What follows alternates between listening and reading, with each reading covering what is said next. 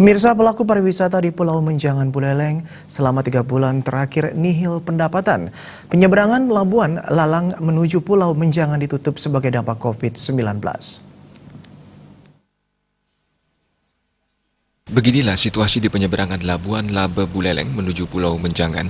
Situasi kali ini sangat berbeda dengan beberapa bulan lalu yang selalu ramai. Pihak pengelola dalam hal ini, Taman Nasional Bali Barat, harus menutup penyeberangan menuju Pulau Menjangan sebagai dampak COVID-19.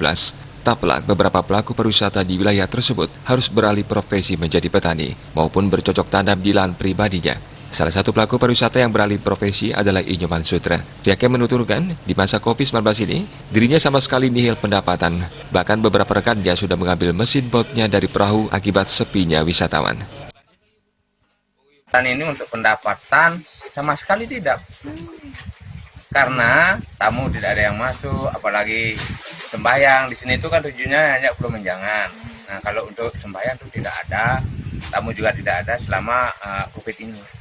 Jadi Bapak kerjaan sekarang tuh kalau menurut saya sendiri kerjaan saya tuh cuman sekarang berkebun, bercocok tanam gitu. Ke sana dialihkan untuk menyambung itu. Oke. Kalau sekarang sehari kira-kira musim ini ada berapa Pak yang nyebrang ke Menjangan dibandingkan yang normal-normal dulu? Nah, kalau untuk selama COVID ini sama sekali tidak ada yang nyebrang. Sutra berharap pemerintah Provinsi Bali memberikan kelonggaran dan pariwisata dibuka kembali sehingga dirinya mampu menunjang ekonomi keluarga. Komang Yuda, Bali TV.